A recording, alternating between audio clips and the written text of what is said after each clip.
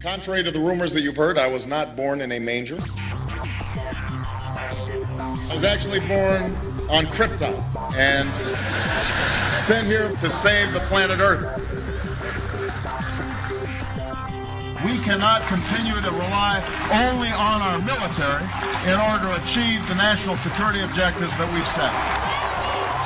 Everybody somewhere between the ages of 18 and 25 will serve 3 months of basic training. We've got to have a civilian national security force that's just as powerful, just as strong. Yes, we can.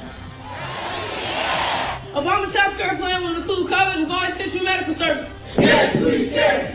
Obama is a cruel hoax. He works for Wall Street. He's an agent of finance capital. Where did you come up with the number $700 billion? Here's the Treasury spokeswoman's quote. It's not based on any particular data point. We just really wanted to come up with a really big number. To Democrats and Republicans who've opposed this plan, I say, step up to the plate. A few members were even told that there would be martial law in America if we voted no. Secretary Henry Paulson is no George Washington. I don't think anyone questions, Mr. Kashkari, that you're working hard. Our question is who you're working for.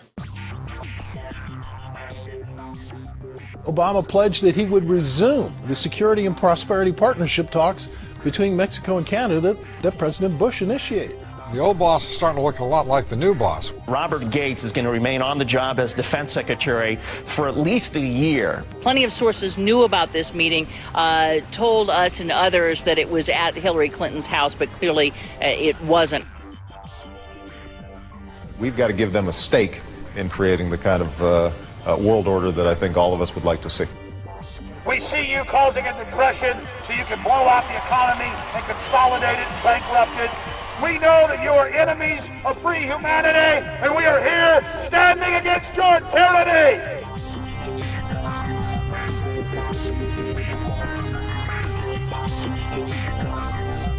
The Obama deception. The truth strikes back.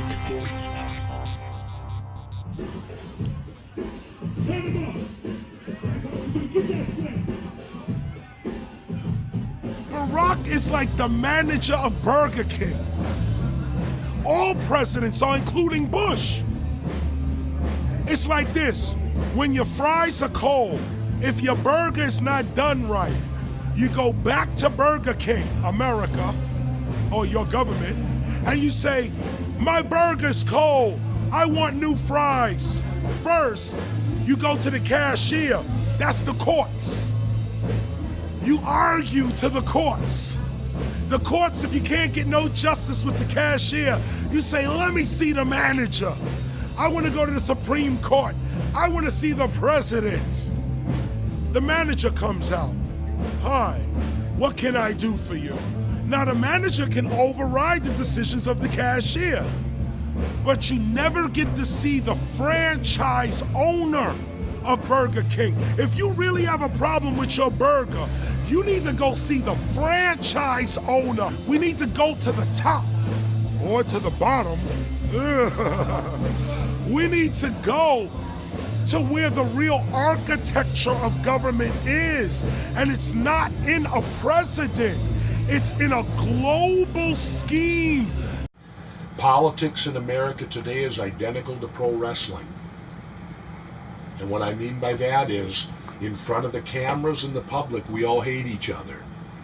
I'm going to kick my opponent's butt. I'm going to whale him from here to high water and beat the crap out of him. Yet behind the scenes, we all are friends going out to dinner. Went to dinner together. And it's all a work. All intermarried. Show business. It's showbiz. And that's what you have today in politics. The Democrats and Republicans aren't really opposed to each other.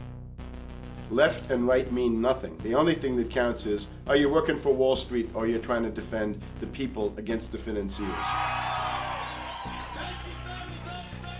It's pretty obvious that there's some gigantic financial institutions that have been pulling the strings of politicians in this country for a long time. And just the fact that we have it set up where they can donate millions of dollars to these guys' funds, these guys' campaigns. I mean, how do we not expect it all to go bad? America in 2009 was desperate for change. The past 8 years had been a disaster. Those weapons of mass destruction got to be somewhere. Maybe under here.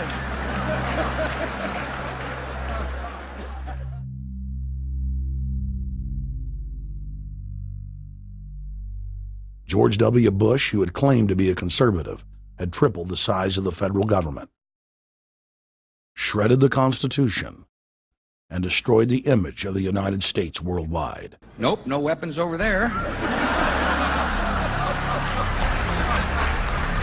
Endless wars, over 1 million dead Iraqis, and more than 5,000 dead U.S. troops. The Patriot Act, warrantless domestic wiretapping and spying, the end of Posse Comitatus, the rise of the treasonous North American Union, a deepening recession sliding towards total economic collapse. These factors and other abuses had the American people in a state of panic for their future and the very existence of the United States. The elite were in trouble. The people were beginning to see through their facade, past their front man, and to the ruling elite behind the throne. For the first time in U.S. history, both parties were universally hated. Congress had a 9% approval rating. The globalist agenda had stalled. And then, onto the scene came a man who promised change. Change we could all believe in. Barack H. Obama promised to end the war and bring our troops home fast. He pledged to uphold the Constitution and to stop the federal government from spying on the American people.